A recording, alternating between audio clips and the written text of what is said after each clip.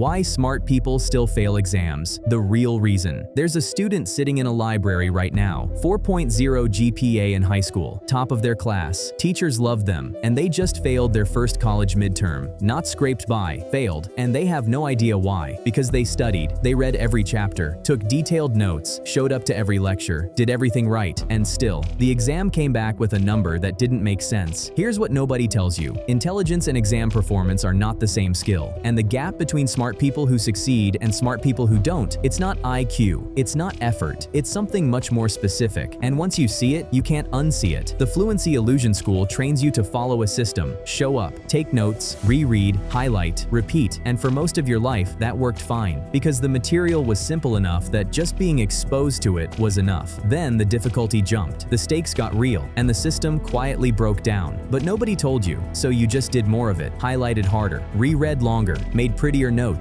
and wondered why nothing was working. Here's what's actually happening. There's a concept called the fluency illusion. Your brain confuses recognizing something with actually knowing it. You read your notes, something clicks, feels familiar, and your brain files it under got it. But familiarity and recall are completely different things, and exams only test one of them. Smart people fall into this trap harder than most. Their brains are fast at recognizing patterns, fast at making things feel familiar. So the illusion is stronger. You feel like you know it, you don't. Effort into the wrong method. I know what it feels like to study for hours and still blank on an exam, and the worst part isn't failing. It's thinking, I worked so hard. What is wrong with me? Nothing is wrong with you. But here's the truth. Effort applied to the wrong method doesn't produce results. It just produces tired. Think about it this way. Imagine going to the gym every single day and just watching other people lift weights. You're consistent, you're focused, you're putting in the time, but you never actually pick up a weight yourself. That's rereading. That's passive highlighting. Going through the motions of studying without actually training your brain to retrieve anything. The retrieval principle. Here's the shift. Stop studying to recognize. Start studying to retrieve. Retrieval means pulling information out of your brain with no help, no notes, no hints, just your brain and a blank page. The research on this is overwhelming. Students who test themselves during study sessions outperform students who reread by 20 to 50%. Not a small edge, a massive one. And here's the part that surprises people. The harder it feels to retrieve something, the stronger the memory becomes. That struggle when you close your notes and can't remember, that's not failure. That's your brain building the pathway. So here's what you do. After any lecture or study session, close everything. Blank piece of paper. Write down everything you remember without looking. It'll feel incomplete. That's the point. Then go back and fill the gaps. That's where the real learning happens. The confidence trap. Here's why smart people specifically struggle. Confidence. When you're used to being good at things, you unconsciously avoid the moments that expose your gaps. You reread the stuff you already understand. You gravitate toward what feels comfortable, and you mistake reviewing what you know for preparing for what you don't. The fix is simple, but uncomfortable. Seek out what you don't know. Take a practice test at the start of your session, not the end. Let it show you exactly where you're lost. Then go fill those holes. Train for the exam. An exam is a retrieval event under pressure. If you never practiced retrieving under pressure, you're walking in unprepared regardless of how many hours you logged. Practice tests are the most underused tool students have, not to check if you're ready, to build readiness. And when you get something wrong, don't skip past it. Figure out why. Was it a memory gap? A misunderstanding? Each wrong answer tells you exactly where to focus next. The recap: smart people fail exams, not because they aren't smart enough, because they trained the wrong skill. They practiced recognizing instead of retrieving. They avoided discomfort instead of chasing it. The fix isn't working harder, it's working differently. Close your notes, test yourself, chase your gaps. Do that for 2 to 3 weeks and you will feel the difference. That's the real reason. Now you know it. If this helped, subscribe. More every week. See you in the next one.